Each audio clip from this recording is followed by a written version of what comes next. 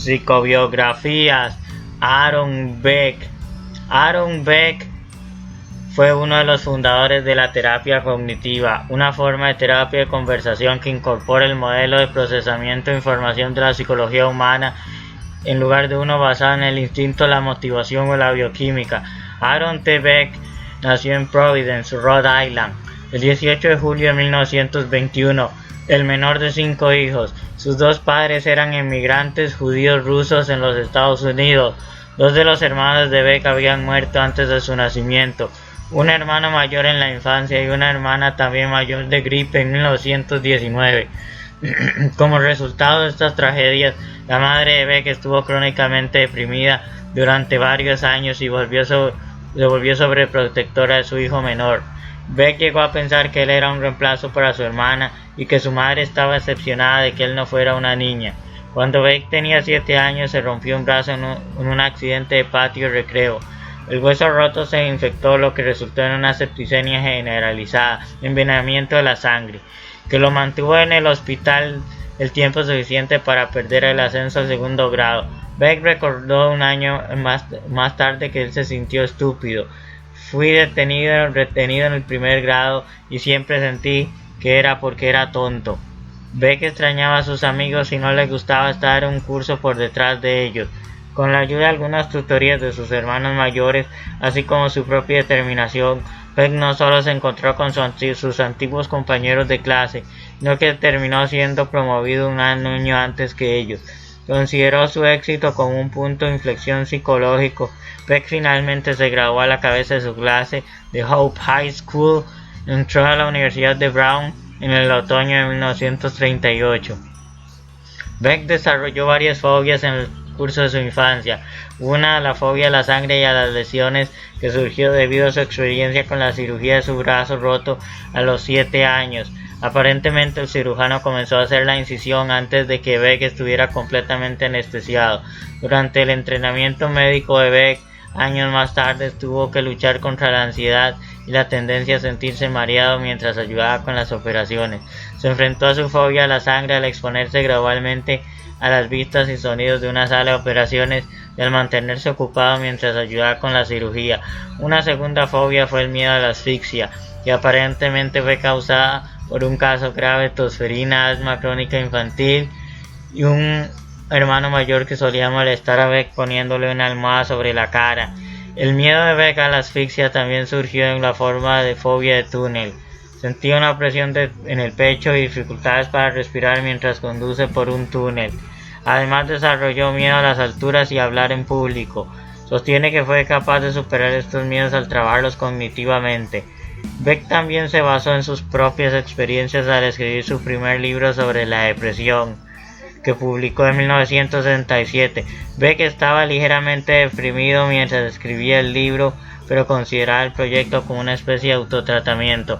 Con el tiempo, Beck decidió especializarse en neurología porque se sintió atraído por el grado de precisión que exige la especialidad de sus practicantes. Mientras completaba la rotación requerida en psiquiatría durante su residencia en el Hospital de Administración de Veteranos de Cushing, Framingham, Massachusetts, se interesó en algunos de los desarrollos recientes en el tratamiento de enfermedades mentales. Beck decidió convertirse en psicoterapeuta.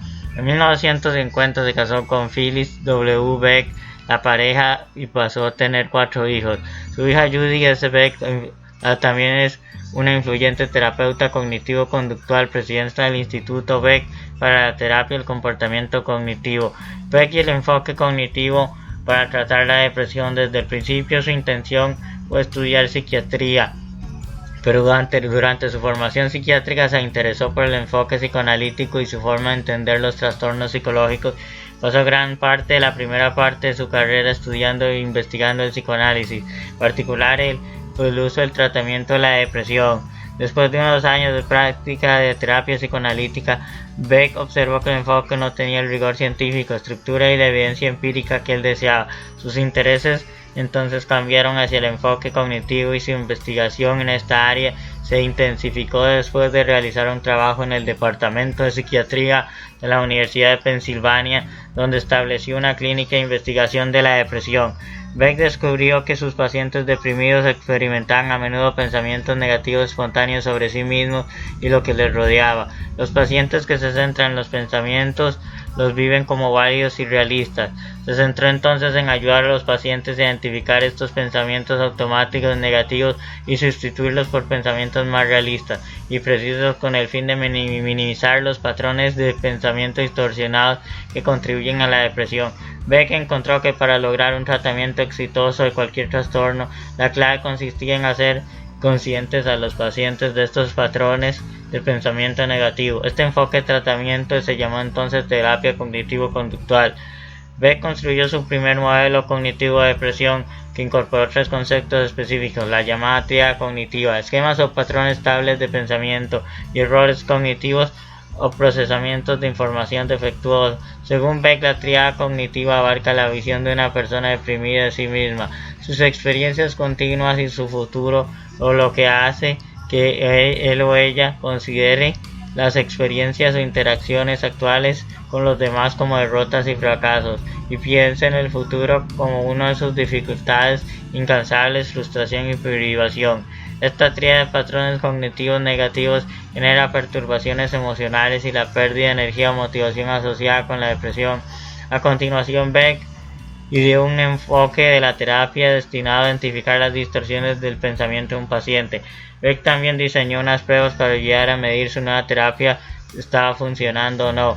De ahí las pruebas psicológicas llevan su nombre, como el inventario de la depresión de Beck y el inventario de ansiedad de Beck, como una forma confiable, estandarizada y científica de medir los sentimientos subjetivos de depresión de una persona, y pudo determinar si sus técnicas cognitivas de comportamiento funcionaban. Lo que encontró cambió el mundo de la psicoterapia para siempre. Según la teoría cognitiva de Beck, existe una clara relación entre los pensamientos de la persona, lo que dice de sí misma, sobre las situaciones que vive, sobre los demás, sobre la vida, sobre sí misma y sobre los problemas que presenta, las emociones y los sentimientos que experimenta. A su vez, esta reacción emocional influirá en la reacción comportamental de la persona ante esta situación, ante la conducta de otro, ante los síntomas que experimenta según sea el caso. Cuando las emociones son muy negativas e intensas, nuestro comportamiento se ve entorpecido o se vuelve desadaptativo, de modo que los problemas se mantienen o empeoran. Realmente lo que ocurre de esta teoría es que no son las situaciones en sí las que producen malestar o la gran intensidad del malestar directamente, sino las interpretaciones personales que hacemos de ellas. Eso implica que muchas veces, al no poder ser objetivos en una situación, podemos distorsionar la información de la que disponemos en un momento dado o sacar conclusiones negativas sin información suficiente, o incluso ignorando otra información disponible más realista y constructiva.